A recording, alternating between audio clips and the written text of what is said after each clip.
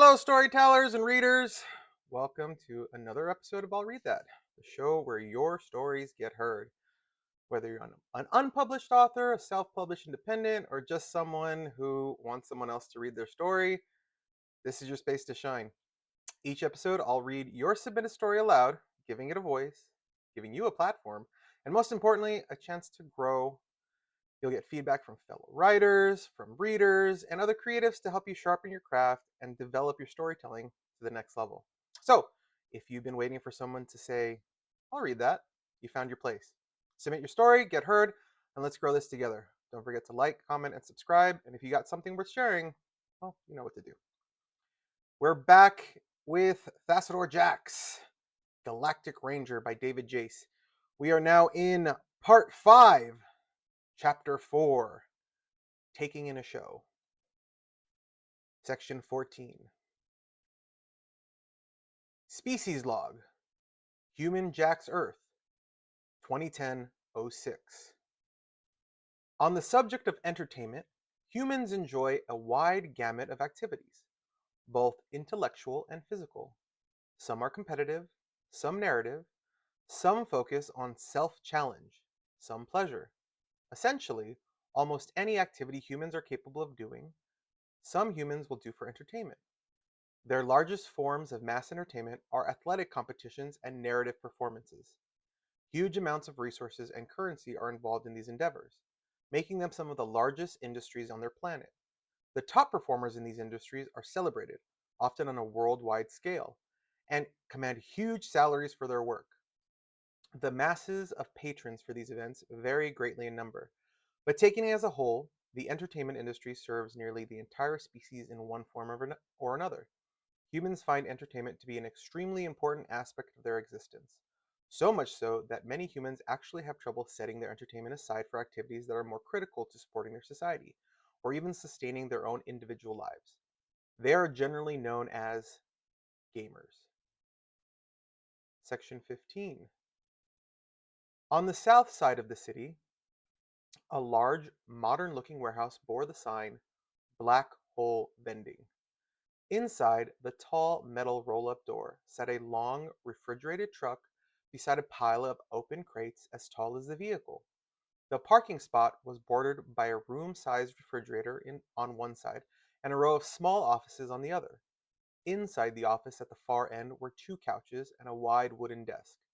Behind the wooden desk sat Hernandez Grote.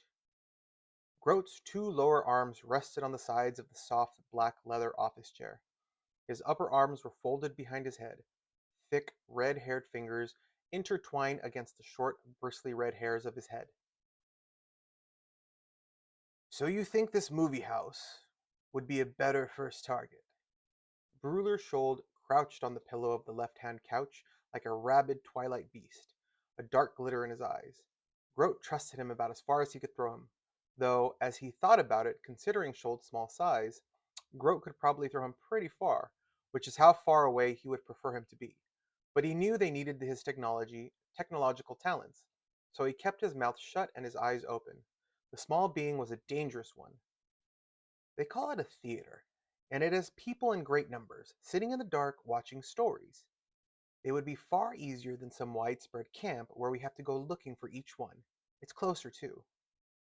He dipped the applicator into the pot of human-toned skin paint and applied more to his sickly gray face.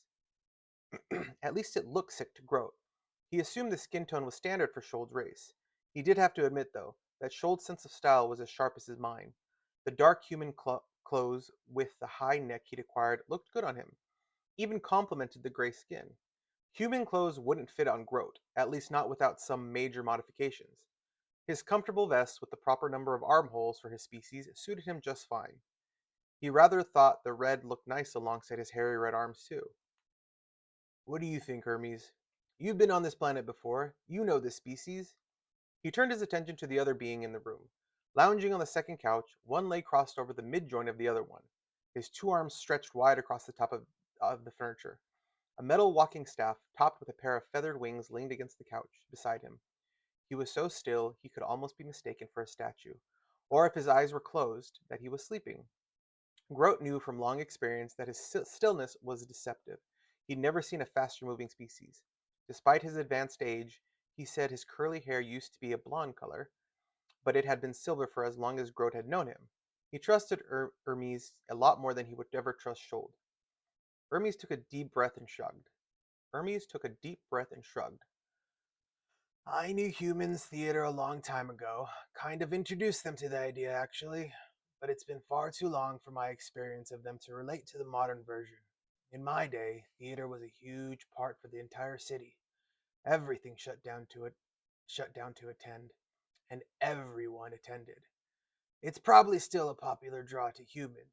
It relates to their innate curiosity. If Schultz says it's a good target, I'm sure it is. It's up to you whether you want to change the plans. He looked up at Grote from under those silver curls. He neatly put the question back into Grote's lap without actually providing any insight or taking a side. His old cellmate was quick and clever. Fine, we'll hit the theater. You said it's closer, yes? Yes. At travel rate of the transport vehicle, I'd say a difference of 20 carpex. He checked his humanized face in the little mirror of the cosmetic bag. Grote glanced at the clock on the wall of the office. It's 10:30 in the morning, Earth time. He did some time translation in his head. So we leave here on Earth hour. So we leave here in an Earth hour to be there by noon. Hermes, let Dorsch know. He's working on the truck's coolant system. Hermes nodded and vanished. When the Olympian moved, he moved. Grote thought to himself. An hour later, Grote strolled from the office, arms swinging by his side, the upper in the opposite direction of the lower, and headed toward the truck. Schold was already near the front, passenger door.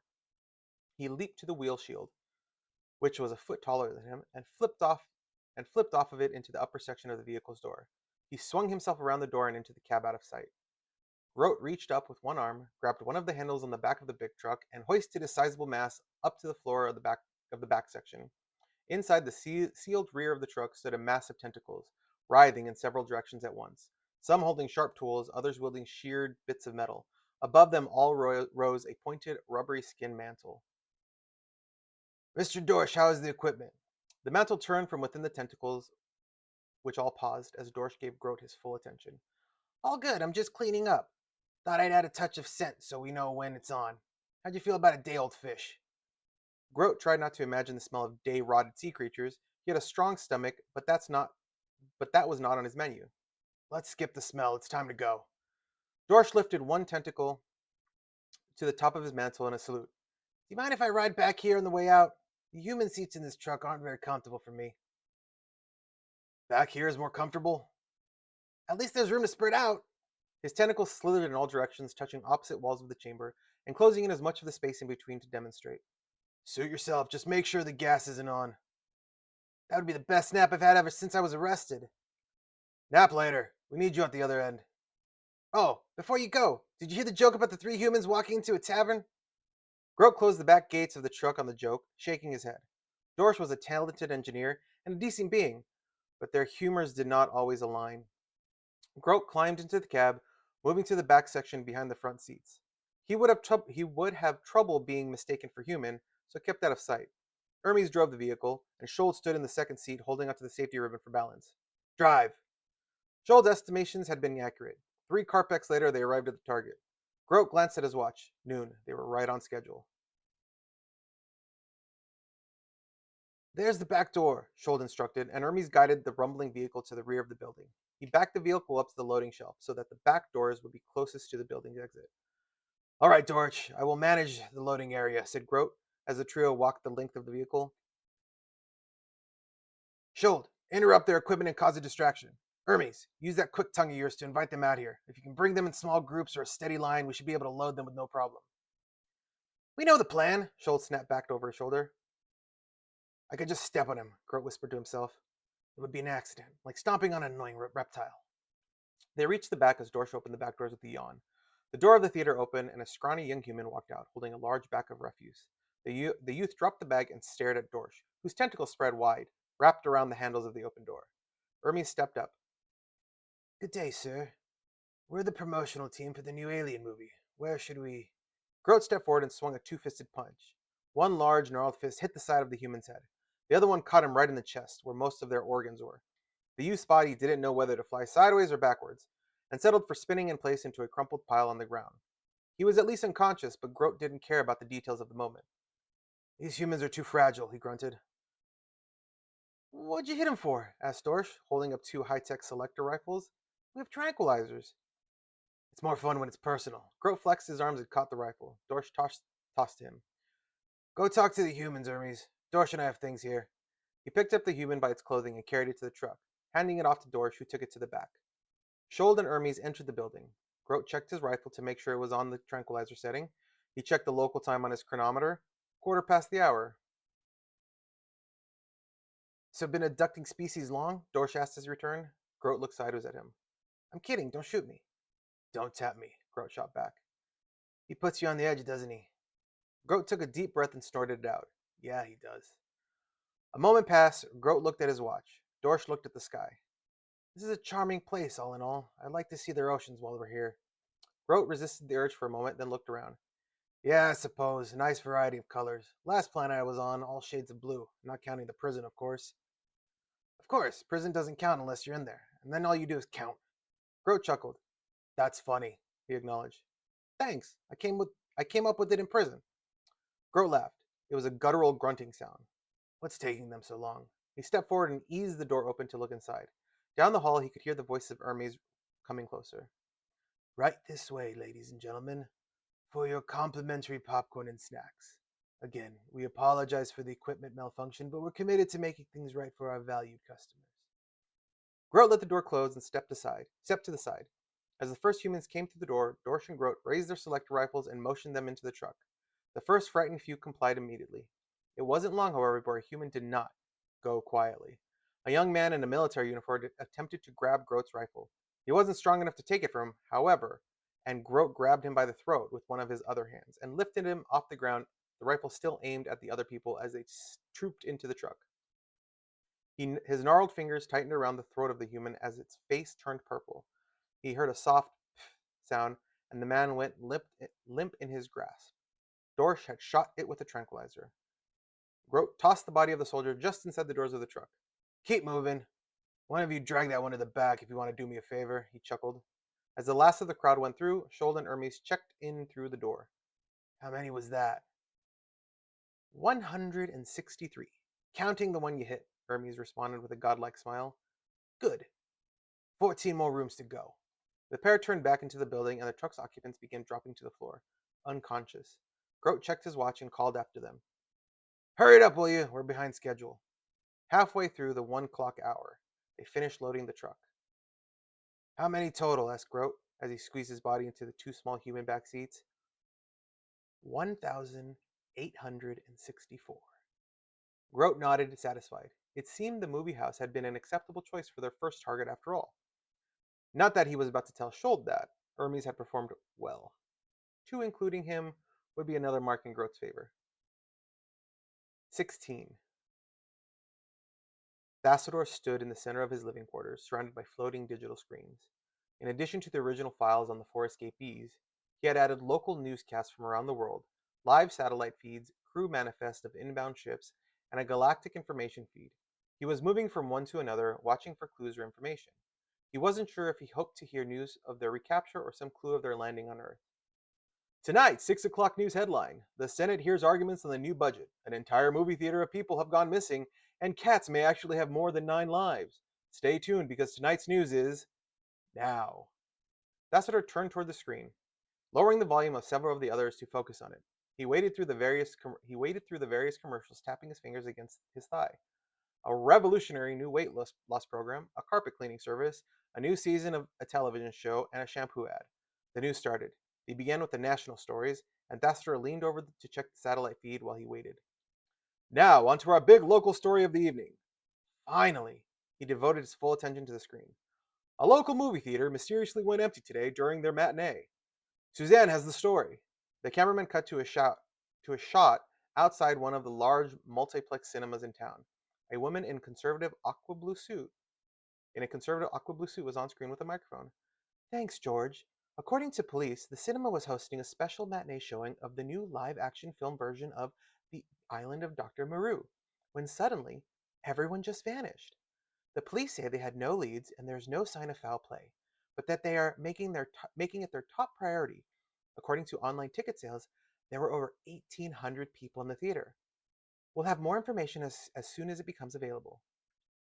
Thassodar turned down the volume and sat down on the couch with a grunt.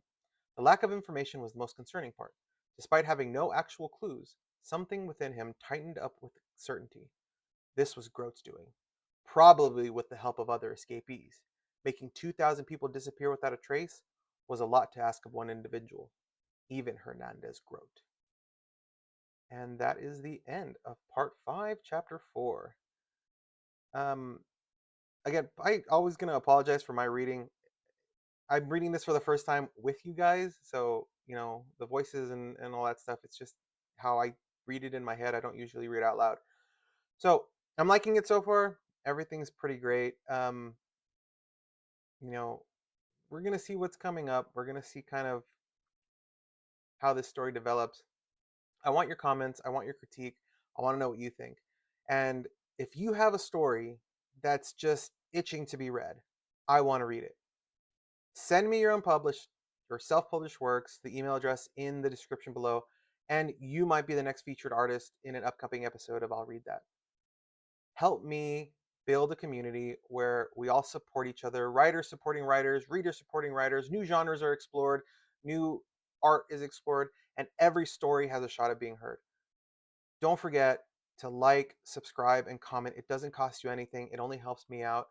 And remember, anytime you guys have feedback, it really could help other writers develop their craft and grow their story. So remember, everybody, keep writing, and I'll read that.